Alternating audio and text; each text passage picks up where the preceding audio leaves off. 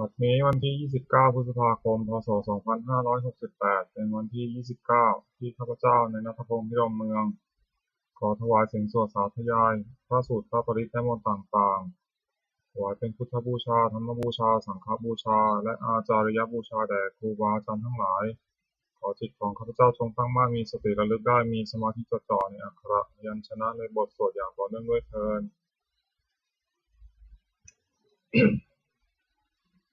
บทที่ 1 บทกราบพระรัตนตรัย อะระหังสัมมาสัมพุทโธภควา พุทธังภควันตังอภิวาเทมิ สวากขาโตภควตาธัมโมธัมมังนัมสสามิ สุปฏิปันโนภควโตสาวกสังโฆสังฆังนามามิ บทที่ 2 บทบูชาพระไพรีพินาศ อะระหังสัมมาสัมพุทโธสุจิรังปรินิพพุโตคุเนหิภาระมาโนทานิปารมิหิจาทิสติยาวะชีวังอหังพุทธังธัมมังสังฆังสรณังคัจโตปูเชมิรัตนัตยังธัมมังจารามิโสตินา บทที่ 3 บทสวดชุมนุมเทวดาสมันตาจักกาวาเรสุอัตราคัจฉันตุเทวตาสัทธัมมังมุนิราชสสะสุนันตุสักขาโมฆะทังสัพเพกาเมจารุเปกิริสิกขะระตะเตจันตาลิเขวิมาเนทีเปรัตเถจคาเมตารุวนาคหาเนเคหาวัตถุหิเขเตภูมิมาจายันตุเทวาชาลาถารวิสเมยัคขะคันธพนาคาติทันตาสันติเกยังมุนิวะระวะจนังสาธโวเมสุนันตุธรรมสวนากาโลอยัมมทันตาธรรมสวนากาโลอยัมมทันตาธรรมสวนากาโลอยัมมทันตาบทที่ 4 บทสวดปุพพะภาคะนามการนะโมตัสสะภะคะวะโตอะระหะโตสัมมาสัมพุทธัสสะนะโมตัสสะภะคะวะโตอะระหะโตสัมมาสัมพุทธัสสะนะโมตัสสะภะคะวะโตอะระหะโตสัมมาสัมพุทธัสสะบทที่ 5 บทสวดไตรสรณคมนปาฐะพุทธังสรณังคัจฉามิธัมมังสรณังคัจฉามิสังฆังสรณังคัจฉามิทุติยัมปิพุทธังสรณังคัจฉามิทุติยัมปิธัมมังสรณังคัจฉามิทุติยัมปิสังฆังสรณังคัจฉามิตติยัมปิพุทธังสรณังคัจฉามิตติยัมปิธัมมังสรณังคัจฉามิตติยัมปิสังฆังสรณังคัจฉามิบทที่ 6 บทสวดสัจจะกิริยาคาถานาทิเมสรณังอัญญังพุทโธเมสรณังวรังเอเตนะสัจจาวเชนะโสทิเมหตุสัพพทานาทิเมสรณังอัญญังธัมโมเมสรณังวรังเอเตนะสัจจาวเชนะโสทิเมหตุสัพพทานาทิเมสรณังอัญญังสังโฆเมสรณังวรังเอเตนะสัจจาวเชนะโสทิเมหตุสัพพทาบทที่ 7 บทสวดติรัตนปนามคาถาพุทธังนะเมรัตนภูตะสรีระจิตตังธัมมังนะเมรัตนภูตะวิสุทธิสารังสังฆังนะเมรัตนภูตะสุสีระทิฏฐิเอตังนะเมติรัตนังรัตนัตยวหังสัมมาสัมโมสริตะวัตถุวิเศษภูตังอัญโยญายุตตะคุณโยคะวะสัพพะวะตังอสุมิตายัมหิติตเถวะยถาติทันเทเอกังวินาศทิตาเรสัมมสัมภเวนะโลเกกัทธาติจาจิเรจัตปาตุภูตังคัมภีระยานวิสยังอติทุตถสัทถังมินยูหิปันทิตะชะเนหิวิชัญญรูปังโลกัมหิเกหิจิกทันจุปาลัพพนียังเทสันจิสุทธุพิธิตังคุณกายตายะนาเมหิเยวะชนะตายะสุวิสุตัมปิ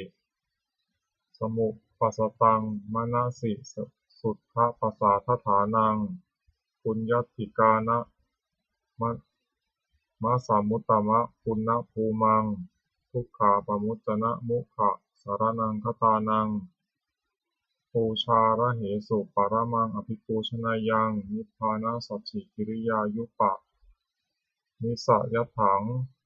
สัมมากิเลสัมมาละโสธนะสิทธิยาจะสาธุหิอัฏฐตุกะเลหุปะเสวนิยังปาเนหิจาปิสารนังคัมมนียะเมวะตัสมาหิตังติรัตนังสารนังคตัมหะ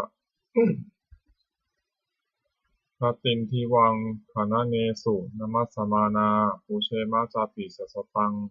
สุปสันนจิตตาตัฏฐานุปาริจาริยาสัทธารตาจะ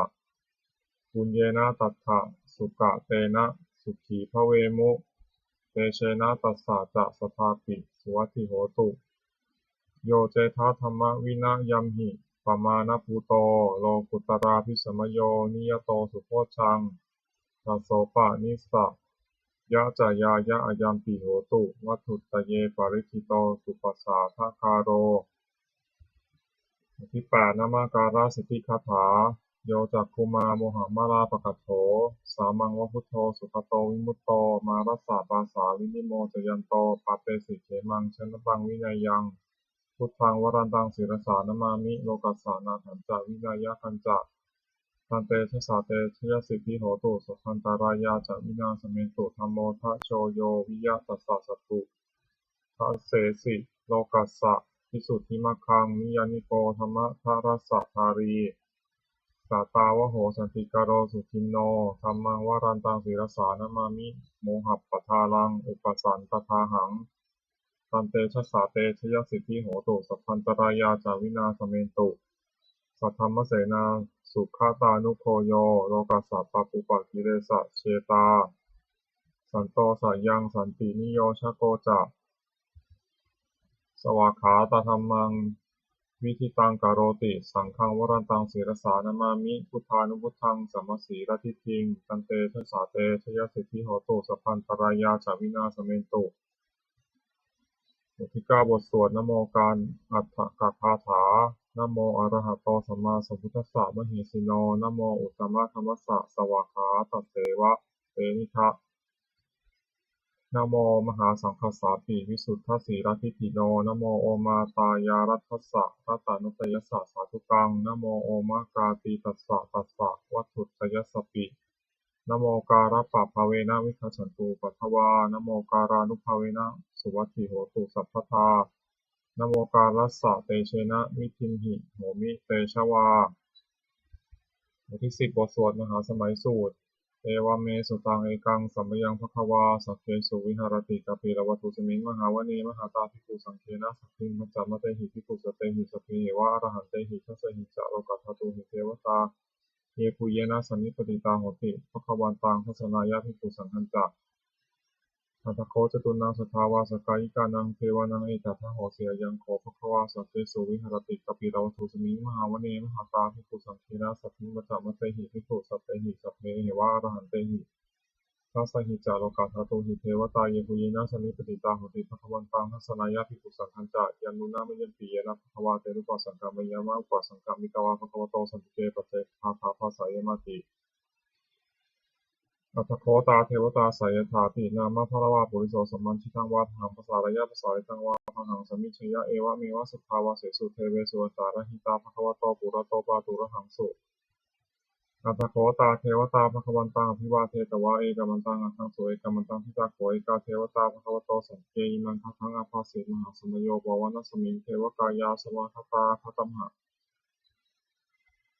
อิมังธัมมัสสมยังทัคคิตาเยวะอปราชิตาสังคันติอัตถโคปราเทวตาภควโตสันติเกอิมังทังอาภาสิตตาภิกขโวสมาทังสุติตังอัตโนอุชุกามกังสุสารถีวานิตานิคาเหตวาอินทิยานิลักขันติปันทิตาติอัตถโคปราเทวตาภควโตสันติเกอิมังทังอาภาสิเชตวาคีรังเชตวาปรีคังอินทะคีรังโอหัจจัมมะเมชาเตจารันติสุทาวิมาลาจักขุมตาสุขันตาสุสุนาคาติยะถปปราเทวตาภควโตสันติเกอิมังทังอัพพาสิเยเกจิพุทธังสรณังคตาเสนเตทมิสังเตปายะภูมิปหายะมานุสังเทหังเทวกายังปริภูเรสันติติอัตถโคภควาภิกขุภิกขุอมันเตสียีโพยินาภิกขเวทัสสะสุโลกัสสะโตสุเทวตาสันนิปติตาโหติตถาคตังทัศนายะภิกขุสังฆัญจะเยปิเตภิกขเวอเหสุปฏิตามัทธานังอรหันโตสัมมาสัมพุทธาเตสัพพิภควันตานังเอตัปปรมเยวะเทวตาสันนิปติตาอเหสงสัยถาปิไมหังเอตาระหิเยปิเตภิกขเวภวิสันติอนาคตามัทธานังอรหันโตสัมมาสัมพุทธาเตสัพพิภควันตานังเอตัปปรมเยวะเทวตาสันนิปติตาภวิสันติสัยถาปิไมหังเอตาระหิอาติคิสามิภิกขเวเทวกายนังนามานิทิตายิสามิภิกขเวเทวกายนังนามานิเทศิสามิภิกขเวเทวกายนังนามานิตังสุนาถาสตุกังมนาสิกโรธาภาสิสามิติเอวมเตริโกเตภิกขุภควโตปัจจสุตุภควาเอตัทโวจะ สิโลกามนุกัสสามิยถาภูมาตถาสิตายสิตาคิริฆะพะลังปหิตตาสมหิตาโพโธสีหาวาสัลลีนาโลมหังสาภิสัมพุโนโอทาตวนัสสาสุทาวิปัสสนามนาวิราพิญโยปัญจสเตยตวาวเนกปิลวัตเวตตอมัติสัทธาสาวเกสัสเนรเตเทวกายาภิกันตาเตวิชานาถาภิกขโวเตจะอัตตปะมะกโรสตวาพุทธศาสนานังเตสัมปะตุระหุยานามนุสสานัทสนังอเปเกสตามัทคุสหัสสังนัทสสตริงสตังอิเกสหัสสานังมนุสสานัมทัสสงอเปเกนันตามัทคุทิสาสภาพุตาหุตันจัสพังพิญญายาวะวัคคิตวานัสกุมาตโตมันตยิสัทธาสาวเกสัสเนรเตเทวกายาภิกันตาเตวิชานาถาภิกขโวเยวหังกิตายิสามิคิราหิอนุปุพพโสสัตตสหัสสาวยะขาภูมากปิลวัฏวายอิติมันโตชติมันโตวันนวันโตยะสสิโนโมทวนาภิกาวหิคุนังสมิติงวานังสัสสหัสสาเหมวตายะขานานัตวานิโนอิติมันโตชติมันโตวันนวันโตยะสสิโนโมทวนาภิกาวหิคุนังสมิติงวานังสัตตาคิราติสหัสสายะขานานัตวานิโนอิติมันโตชติมันโตวันนวันโตยะสสิโนโมทวนาภิกาวหิคุนังสมิติงวานังอิเจเตโสลาสสหัสสายะขานานัตตวานิโนอิทิมันโตชติมันโตวันนวันโตยะสสิโนมัทวนาภิกขวิคุนังสมิติงวนัง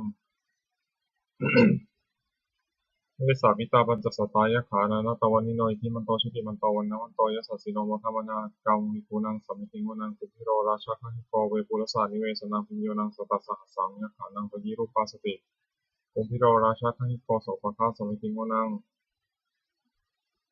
ปุริมันจาริสังราชาทตารัตโถภาษาสติคันทัพนาธิปติมหาราชายสสิโสพุตตาปิกัสสะภาโวอินทมานามหาพลายที่มันโตชุติมันโตวันนาวันโตยสสิโนมธรรมนาภิกรรมหิโกนังสมิทิงวานังภคินันจาริสังราชาวิรุณโหตปัสสาสติกุมพันธนาธิปติมหาราชายสสิโสพุตตาปิกัสสะภาโวอินทมานามหาพลายที่มันโตชุติมันโตวันนาวันโตยสสิโนมธรรมนาภิกรรมหิโกนังสมิทิงวานังปัจฉิมันจาทิสังราชาวิรูปักโขปสาสตินาคานังอธิปติมหาราชายสัสสิโสพุทธวิตัสสะภาโวอินทวานามหาพลายทิมันโตชติมันโตวันนาวันโตยสัสสิโนโมทมานาภิกาวภิกขุนังสมิติงวานัง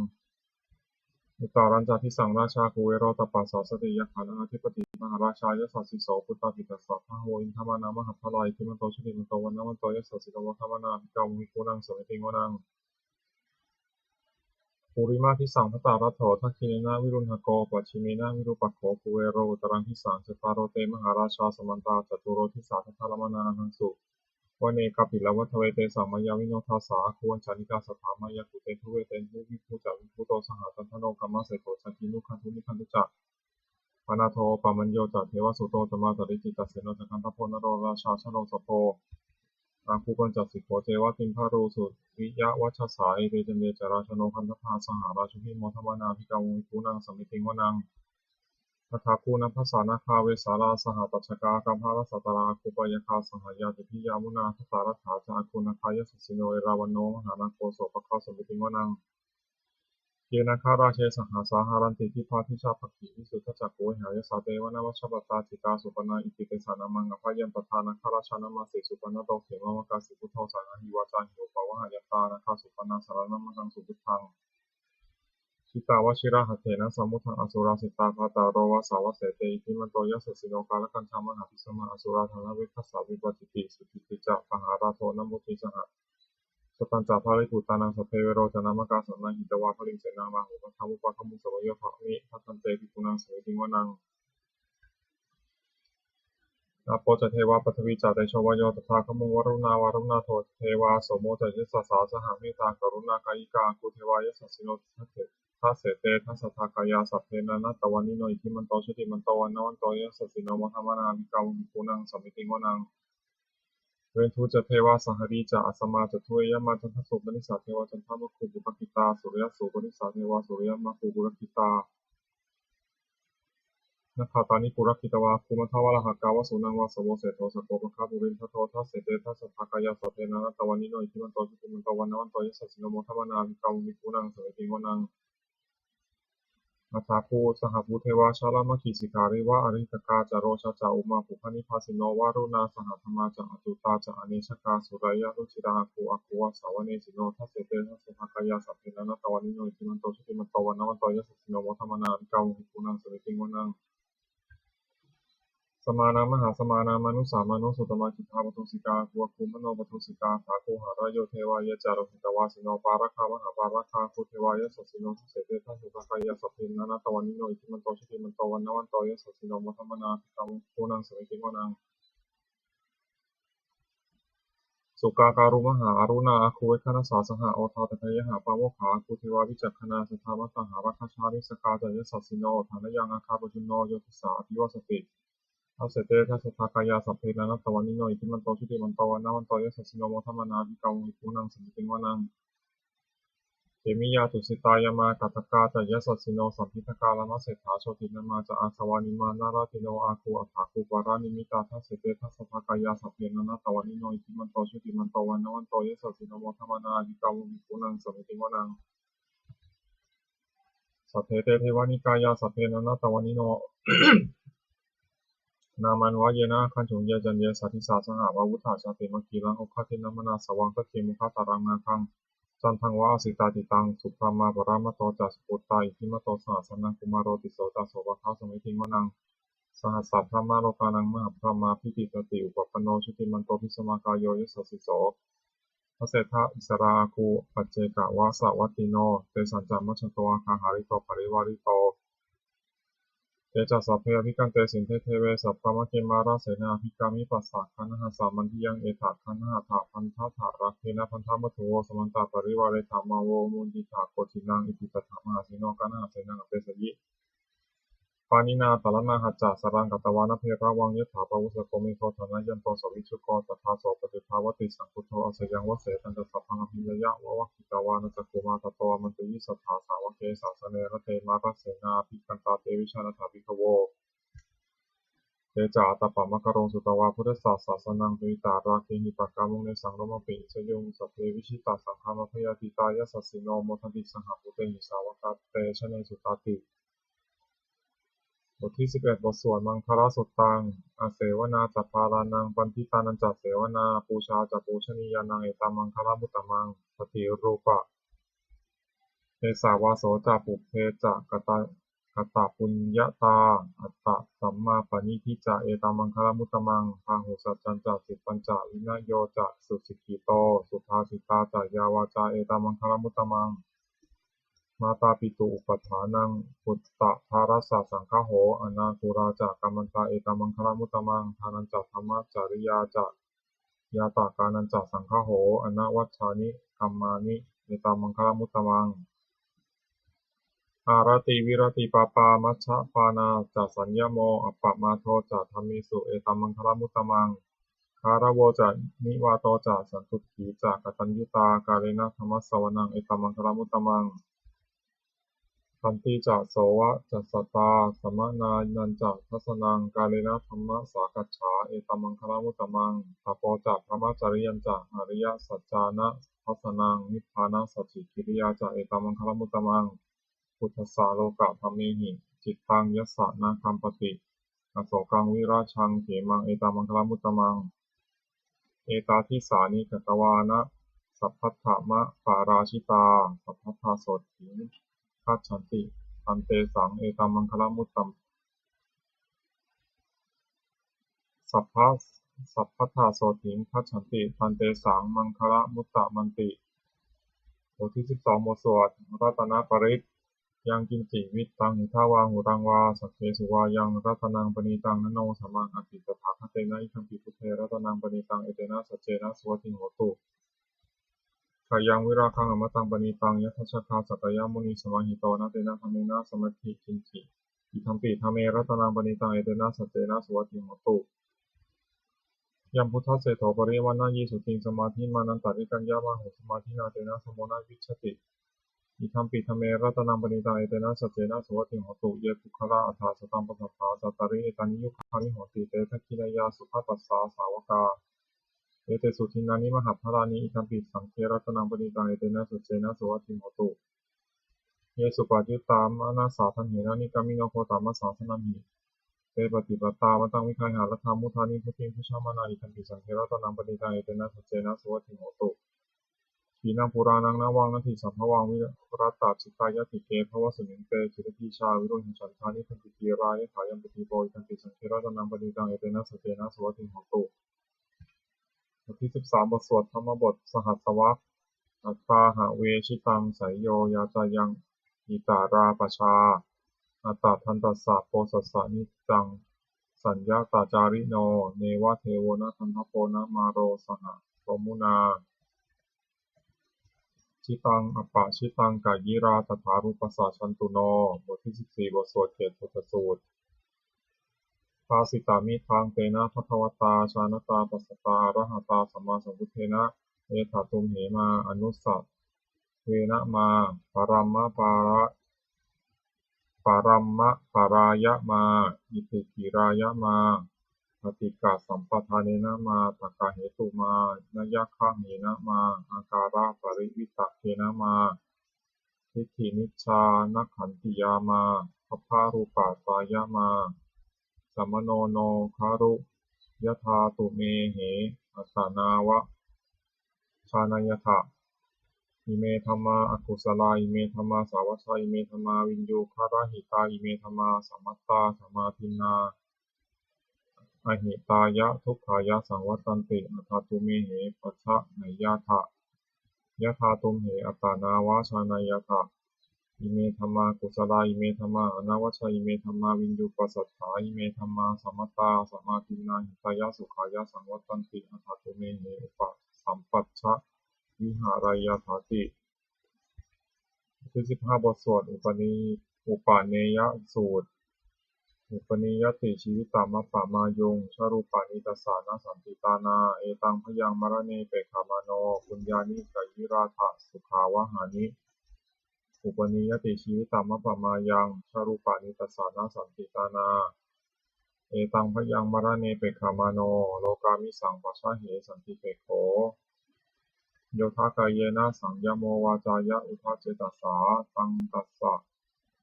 เตตัสสะสุขายะโหติยังชีวมโนภกะโรติปุญญังธัม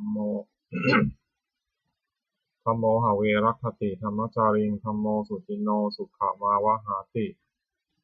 เอสานิสังโสธัมเมสุจินเนนะทุกขติงคัจฉติธรรมจารีสัพเพสังขาราอนิจจาติยถาปัญญายปัสสติอัฏฐานิพินทติทุกเขสัมมโควิสุทธิยาสัพเพสังขาราทุกขาติยถาปัญญายปัสสติอัฏฐานิพินทติทุกเขสัมมโควิสุทธิยาสัพเพธัมมาอนัตตาติยถาปัญญายปัสสติอัฏฐานิพินทติทุกเขสัมมโควิสุทธิยา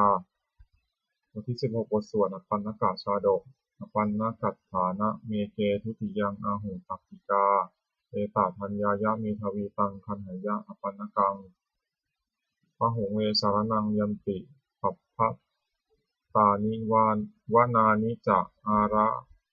รามรุกขาเจตยานิมนุสสาพยปัจฉิตาเนตังโขสารนังเขมังเนตังสารณะมุตตมังเนตังสารณะมาคัมมะสัพพทุกขาปมุจจติโยจะพุทธันจะธัมมัญจะสังฆัญจะสารนังคโตจัตตริอริยสัจจานิสัมมปัญญายปัสสติทุกขังทุกขสมุปปาทังทุกขสัจจะอติกมังอริยัญจะอัตถังคิกังทุกโขปัสสัมมะคามินังเอตังโขสารนังเขมังเอตังสารณะมุตตมังเอตังสารณะมาคัมมะสัพพทุกขาปมุจจติบทที่17บทสวดพระเทกรตคาถาอตีตังนานวาคามายะนับปฏิกังเขอนาคตังบุคคลไม่ควรคำนึงถึงสิ่งที่ล่วงแล้วไม่ควรมุ่งหวังสิ่งที่ยังไม่มาถึงยะถาตีตามปหินาตังอัปปัจจานาคตังสิ่งใดล่วงไปแล้วสิ่งนั้นก็เป็นอันละไปแล้วและสิ่งที่ยังไม่มาถึงก็เป็นอันยังไม่ถึง